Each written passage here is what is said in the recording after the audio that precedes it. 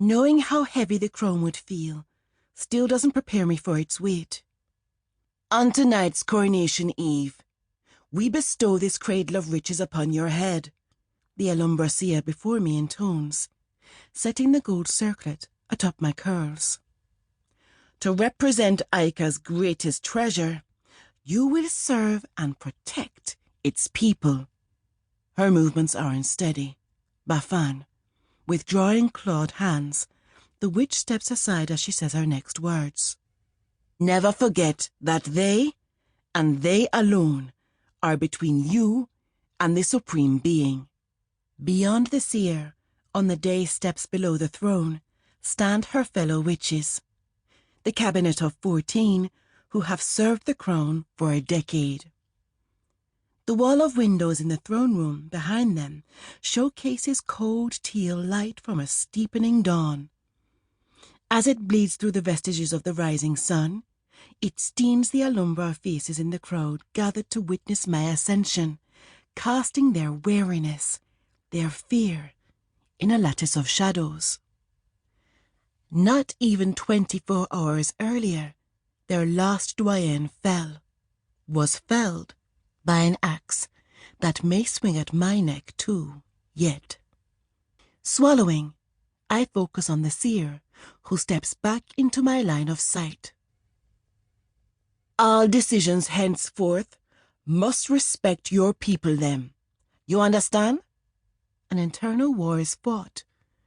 Fear versus fervor. The former cannot have an inch. I understand.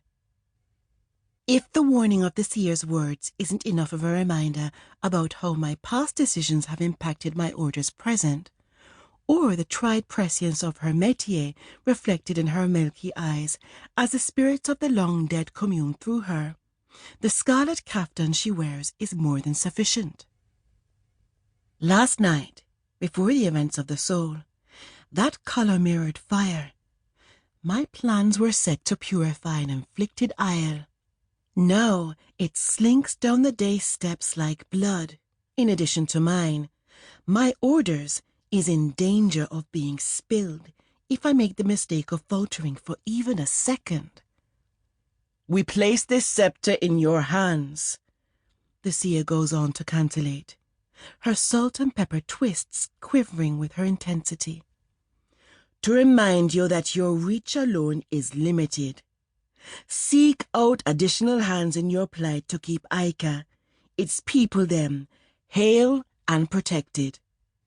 She places the baton of gold into my waiting palm.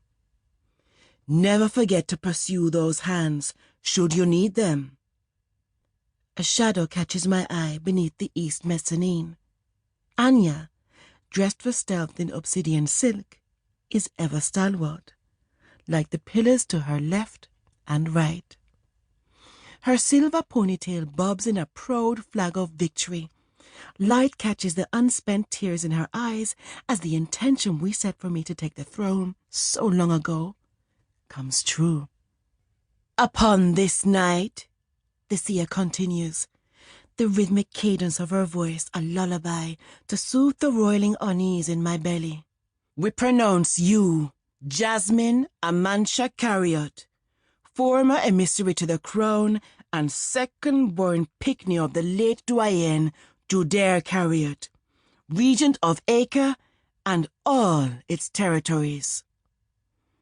A bolt of shock electrifies my insides. Disbelief. Regent?